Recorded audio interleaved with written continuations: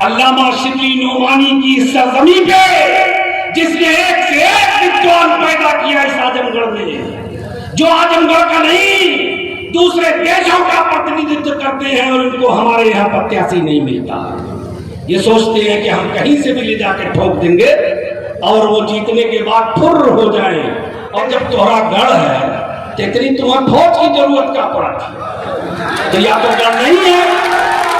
ये चुनाव ये कोई मामूली चुनाव नहीं है, कहने को ये बाई इलेक्शन है। इसके हार जीत से ये बात सही है कि सरकार के ऊपर कोई फर्क नहीं पड़ने वाला है, लेकिन जानते हैं इस देश और इस प्रदेश की राजनीति और खास तौर से आजमगढ़ की राजनीति में एक तारीख लिखी जाएगी। और तारीख ये लिखी जाएगी कि जब जब कोई राजनीतिक नेता घमंड में चोर आजमगढ़ की जनता के सम्मान को रो देगी, तब आजमगढ़ के सब समाज के लोग एकजुट होकर उनको खदेड़ने का काम करेंगे।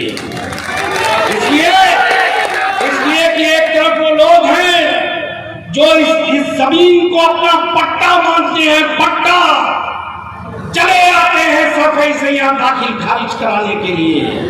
आज मैं हूं, कल मेरा बेटा आएगा, परसों मेरा पोता आएगा, वाह भाई वाह। और एक साहब है दूसरा दल जिसको लगता है कि अब तो कोई योग्य व्यक्ति इस आजमगढ़ में है ही नहीं। ये गुड्डू जमाली मेरिट के आधार पे राजनीति करता है, नफरत के आधार पे नहीं करता है। मैं हमेशा कहता हूं राजनीति में वैचारिक मतभेद होता है, कोई निजी दुश्मनी नहीं होती है। इसलिए खुले दिल और खुले मन से इस बात को कहता हूं, हर दल में योग्य व्यक्ति है इस जिले में, हर दल में योग्य व्यक्ति है। चाहे भाजपा हो, चाहे समाजवादी पार्टी हो, चाहे बहुजन समाज पार्टी हो, मैं अकेला नहीं हूं, मेरे अलावा भी योग्य लोग हैं। आप लोकल प्रत्याशी भेजिए, लोकल लोग होंगे। आपको हमने 10 साल एमपी बना के रखा, अरे इससे बड़ा जिल्लत और क्या होगी? आपने हमारे मुंह पे थूका है। जीतने के बाद आपसे तो तवक्को ये थी कि आप घूम के पांचों विधानसभा में 2, 5, 10 मीटिंग करते, अपना कोई ऑफिस बनाते, महीने 2 महीने में आके 2, 4, 6 दिन बैठते, जनता को बताते कि मिलने का समय ये है, जब चाहे आके मिल लो। वैसे नेता का कोई मिलने का भी समय नहीं होता, ये बता दूं मैं। अगर अच्छा नेता है तो कोई समय नहीं। अब किसी डॉक्टर ने नहीं बताया राजनीति में आने के लिए, वो किसी ने कहा है ना कि जो घर को आग लगाए हमारे साथ चलेगा। जिसको अपनी रातों की नींदें हराम करनी हो वो ये शौक पाले। इसलिए अगर जनता को रात में 2 बजे भी जरूरत है तो आपको खड़े रहना पड़ेगा, इसलिए कि यही जनता आपको ये इज्जत देती है। तो वो तो हुआ नहीं, ऐसा तो आपने किया नहीं। अरे आपने पर्चा भरने के बाद अल्लाह ने आपको इतनी भी तौफीक नहीं दिया कि आप सर्टिफिकेट ले लें, आना तो दूर की बात है, आप जाके सो गए से। और एक हमारे भारतीय जनता पार्टी के साथी हैं, उनको कोई योग नहीं मिला यहाँ पे। एक राहुल संस्कृतैन अल्लामा शिबली नोमानी की सरजमी पे जिसने एक से एक विद्वान पैदा किया इस आजमगढ़ में, जो आजमगढ़ का नहीं दूसरे देशों का प्रतिनिधित्व करते हैं और उनको हमारे यहाँ प्रत्याशी नहीं मिलता। ये सोचते हैं कि हम कहीं से भी ले जाकर ठोक देंगे और वो जीतने के बाद फुर्र हो जाए और ये जनता बैठ के हमारी गुलामी करती रहेगी, जाके आंख बंद करके मशीन दबाती रहे। तो मुझे तो बड़ी खुशी है, इसलिए नहीं कि मैं खाली एमपी बनने के लिए बहुत लालायित हूँ। मैं हमेशा कहता हूँ मैं नेता बात में हूँ, पहले एक सामाजिक कार्यकर्ता हूँ और एक गैरतमंद इंसान भी हूँ।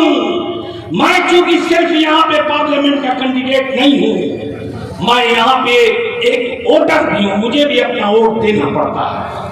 ये जो लोग आते हैं ना, अभी चर्चा हो रही थी, फुर लेके पूरी फौज चल रही है। अरे जब तोहरा गढ़ है तो इतनी तुम्हें फौज की जरूरत क्या पड़ा थी? तो या तो गढ़ नहीं है, ये फर्जी लोग हैं, पूरा जन्म से झूठे हैं। ये या तो राम का गढ़ है या नहीं है।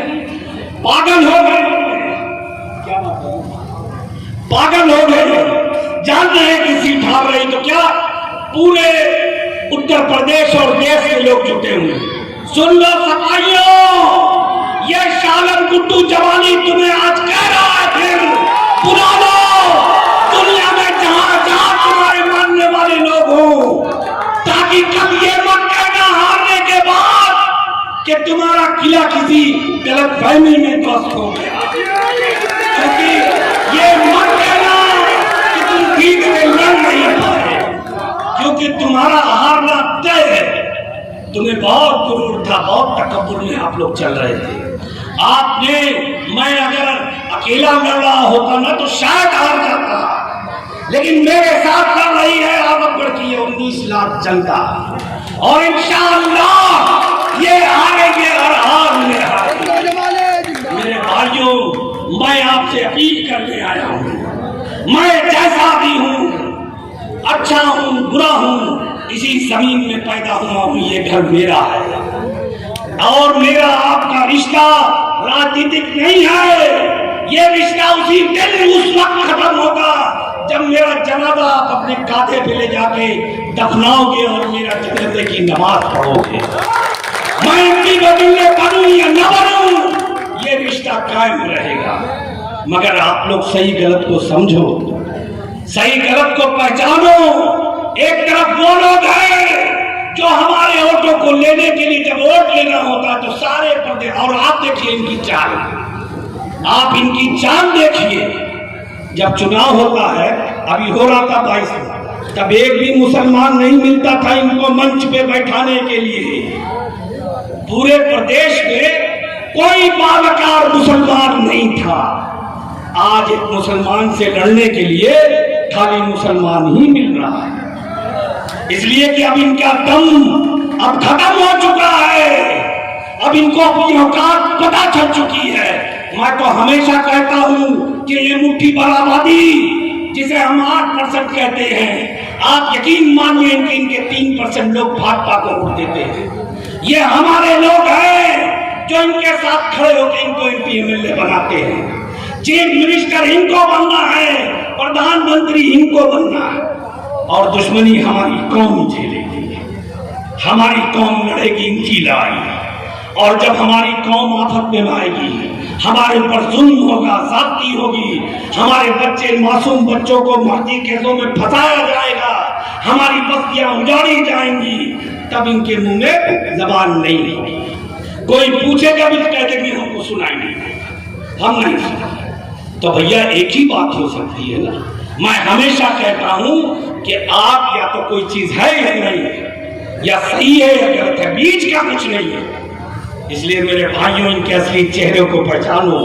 और एक बात और कहता हूं, ये नेता नहीं, इस कौम का एक पढ़ा लिखा नौजवान आपसे कह रहा, तो नौजवान भी नहीं रह गया, 50 साल उम्र हो गई। मगर एक संदेश देके जाना चाहता हूं आपको, मैं जीतू या हारूं, मुझे वोट दो या मत दो, मगर भाजपा को हराने की ठेकेदारी छोड़ दो। क्योंकि जब तक हमारे लोग ये ठीका अपने सर पे लेके बैठे रहेंगे, हमारे जो ये हम परेशानी का शिकार है, जिल्लत का शिकार है, वो कभी खत्म नहीं होगी। हमारे हराने से सिर्फ भाजपा नहीं हारेगी, जब तक हम उसको हराते रहेंगे वो जीतती रहेगी। और एक आखिरी बात और कह रहा हूं, अगर भाजपा को कोई रोक सकता है तो ये 8% की आबादी नहीं रोक सकती, क्योंकि ये 3% वैसे बिगड़ चुके 5% होती है। अब क्या होगा वो अल्लाह जाने, कौन सा रास्ता बनेगा मैं नहीं जानता, लेकिन ये मेरा मानना है और बिल्कुल मजबूती से मानना है, अगर भाजपा को कोई इस प्रदेश में रोक सकता है तो वो बहुजन समाज और मुस्लिम समाज में ही रोक सकता है, जिसकी नेता माननीय बहन कुमारी माया, जिसने कभी धर्म और जाति के नाम पे वोट नहीं मांगा, जिसने कभी समाज को बांटा नहीं, नफरत नहीं फैलाई, जिसके राज में कभी किसी के साथ जुल्म ज्यादती नहीं हुई। इसलिए मेरे भाइयों, सही और गलत को समझो। और ये लड़ाई जो खासतौर से आज हम लड़ रहे हैं, ये इस बात की लड़ाई नहीं है कि खाली MP MLA बनना है, बल्कि इनको हटा के इस बात का संदेश देना है कि अगर आप हमारे साथ इस तरह की सोच रखोगे कहीं से भी किसी को लाके इंपोर्ट कर दोगे तो हम आपको वैसे ही हरा देंगे, ताकि आने वाले दिनों में जो हमारे जिले के लोग हैं, चाहे वो हिंदू हो या मुसलमान हो, चाहे किसी धर्म जाति के मानने वाले हो, उनको हक है अपने जिले का प्रतिनिधित्व करने का। जो जितना बोएगा उतना काटेगा। ये तो समाज है। आप जितना अपने समाज और समाज के प्रति समर्पित रहेंगे, जनता आपको सहयोग देगी। लेकिन इन बाहरी इन वालों को वोट मत देना, वरना वही होगा।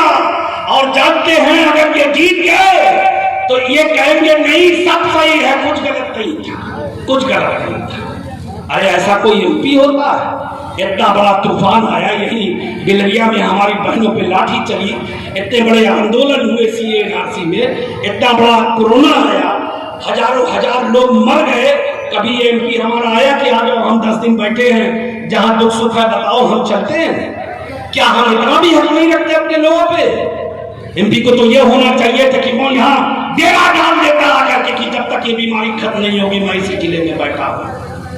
लेकिन ये लोग खाली हमारे वोट लेने आते हैं। इसलिए इसको समझो। आपको मैं बार बार इसी बात को दोहराता हूं, ये लड़ाई 1.5 साल के लिए है, 1.5 से 2 कोई बहुत बड़ा वो नहीं है। एक बार आप अपने इस बेटे अपने भाई पे भरोसा करके देखो, इंशाअल्लाह आपको कभी पछतावा नहीं होगा कि आपने किसी गलत आदमी को वोट दिया। और अगर मैं अपनी जिम्मेदारियों को न निभा सका तो मैं खुद नहीं आऊंगा दोबारा वोट मांगने, मैं गैरतमंद आदमी। लेकिन इतना जरूर मैं कहना चाहता हूं, बल्कि सर्व समाज से कहना चाहता हूं, अपने जिले के अगले पिछड़े हिंदू मुसलमान एससी भाई सबसे कहना चाहता हूं कि याद रखो, जिंदगी भीख में नहीं मिलती, जिंदगी बाके छीनी जाती है। सर झुकाने से कुछ नहीं होगा, सर उठाओ तो कोई बात बने। अगर कोई हमारे हक और हिस्से पे टाका मारना चाहता है तो उनको यहां से कामयाब मत होने देना। उसके बाद तय होगा 2024 में, यहाँ के माटी के लाल लड़ेंगे हर तरफ से। मैं बार बार कहता हूं, जिसमें जितनी जिसके कर्म जैसे होंगे जनता उसको आशीर्वाद देगी। लेकिन ये दादागिरी नहीं चलेगी। यहाँ पे जागरूक और गैरतमंद लोग रहते हैं, यहाँ पे समझदार लोग रहते हैं। और लोग कहते हैं समाजवादी से हमारी नाराजगी क्यों है? इसलिए है कि मेरी कौम को बर्बाद करने वाले आप हैं। हमारे वोट आप लेते हैं, भाजपा नहीं लेती है। इसलिए हमारी शिकायत है आपसे। आपने हमको खड़ा किया एक दुश्मन बना करके। मुख्यमंत्री आपको बनना है, राजा आपको बनना है, सर हमारा कट रहा है। और आपको इतनी भी गैरत नहीं है कि जब हमारे सर कट रहे हैं तो कम से कम आके पूछ तो लो। कुछ कर नहीं सकते तो पूछ तो लो कि भाई तुम किस हाल हो। इसलिए एक और बात कहूंगा, ये बात समाजवादी पार्टी, बहुजन समाज पार्टी, कांग्रेस या किसी दल की नहीं है। एक आपके समाज का, फिर कहूंगा, पढ़ा लिखा एक जागरूक नौजवान कह रहा है, अपनी ताकत का एहसास करो। अगर चाहते हो कि इस प्रदेश की राजनीति में आपकी हैसियत को पहचाना जाए तो आप ये कहना बंद करिए कि हम किसी के पट्टा लिखवाए हुए वोटर हैं। एकजुट होकर जब मन में आए आप कहिए कि हम मेरी पे वोट देंगे और सही गलत पे वोट देंगे, तब सारे लोग पूछेंगे, हर दल के लोग पूछेंगे, हर आदमी कहेगा कि इनको संभाल के रखो वरना ये हमको उलट देंगे। इसलिए अगर अपनी इज्जत आबरू आप लोग चाहते हैं तो खुद मुत्तहिद होना पड़ेगा। हमारी भूख का ये लोग फायदा उठाते हैं। 2022 में अभी चुनाव हुआ, यही समाजवादी के लोग जो आज कहते हैं एकजुट हो जाओ और सभा को वोट दे दो, उस वक्त कोई इनके मंच पे दिखता था? बताओ जरा, क्या ये एक भी नेता नहीं था? आज यहाँ से मान्या बहन जी ने एक मुसलमान को उतार दिया तो अब सोचते हैं लोहा लोहे को काटेगा। लेकिन मैं फिर तुम्हें बताऊं, ये तुम्हारे सिपाही सब लगे हुए हैं, नहीं जीत पाएंगे इस फकीर से इंशाअल्लाह। तो तुम्हारे पास जाना और अल्लाह चाहेगा तो हम इनको हरा के भेजेंगे और मैं नहीं हराऊंगा। यहाँ की जनता हराएगी, मैं बार बार कह रहा हूँ, यहाँ की जनता हराएगी। इन्हीं शब्दों के साथ मैं अपनी बात को यहाँ खत्म कर रहा हूँ। और एक अपील कर रहा हूं कि 5 साल नहीं, सिर्फ 1.5 साल मान रहा हूं आपसे। मुझे मौका दो, मैं साबित करूंगा कि ईमानदार जनप्रतिनिधि कैसे होता है, कैसे वो समाज की सेवा करता है। उस जमाने के राजनीति का आधार समाज का गरीब तबका है। मैं आपको यकीन दिलाता हूं, मैं दौलतमंद नहीं हूं। लोग कहते हैं बहुत दौलत है इसके पास, ना, मेरे पास कोई दौलत नहीं है, हाँ, मगर अल्लाह ने एक दर्दमंद दिल दिया है। मैं अपनी दौलत को तिजोरी में नहीं रखता। मेरे भाइयों, आपका ये भाई अगर बहुत कुछ न बदल सका तो इंशाअल्लाह कुछ न कुछ तो जरूर बदल देगा। इतना तो बदल ही देगा कि आने वाले दिनों में एक लाइन तय करेगा कि अब जो यहाँ क्या MP होगा उसे इस तरह से काम करना हो। इन्हीं शब्दों के साथ इस बड़ी भीड़ का और आप सभी लोगों का, मीडिया बंधुओं का, सबका शुक्रिया अदा करते हुए